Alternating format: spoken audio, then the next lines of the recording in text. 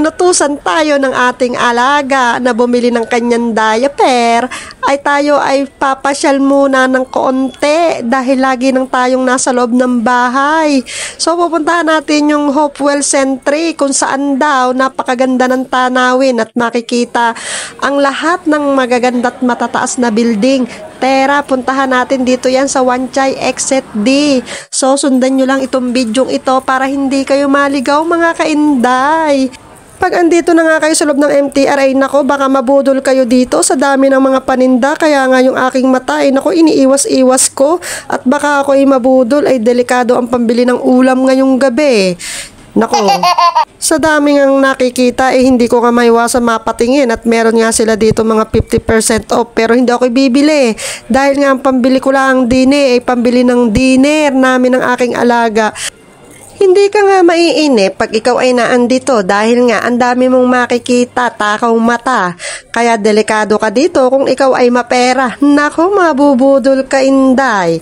So sumakay na nga tayo ng another escalator para tayo ay makarating na sa ating paroroonan. So pag ikaw nandyan sa taas ng una mong makikita ay ang sign ng Passion.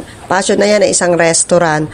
So left side lang tayo ng kaunti, then turn right. So makikita na natin ang mga decoration diyan mga inday dahil nga ngayon ay Chinese New Year. Kaya ayan, ang design nila ngayon na lantern ay pang Chinese New Year.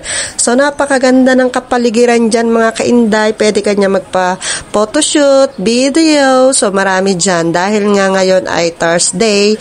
So, walang mga holiday. Siguro kung meron man, ilan-ilan. Pero wala talaga akong nakitang Pilipino na nag-holiday dyan. Wow. Yung lantern na nakasasayang. Marami rin mga nakatambay dito kapag time. Ngayon. Lunchtime. Ganda ng design. Ito yung mga decoration. Ayan. Dahil magta-Chinese New Year. Kaya ganyan ang decoration nila ngayon. Pag malapit ng Chinese New Year yan.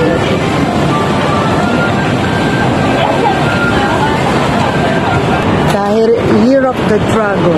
Yan ang dragon.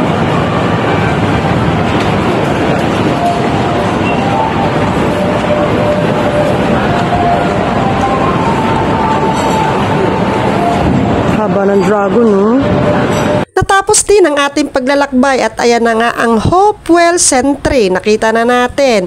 So tayo ay dadaan naman sa tamang daanan at baka mahuli tayo ng pulis ay magbayad pa tayo ng 2,000 Hong Kong dollar mga inday.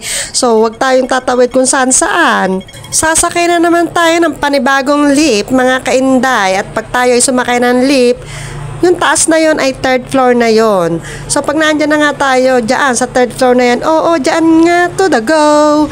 So hanapin natin yung 17th floor at hindi natin kailangan makipagsiksikan mga kainday ha. Tayo ay kailangan pumila dahil dyan nga ay maraming office, maraming nagtatrabaho, kaya maraming sasakay ng lift. So ayan na tayo, 17th floor.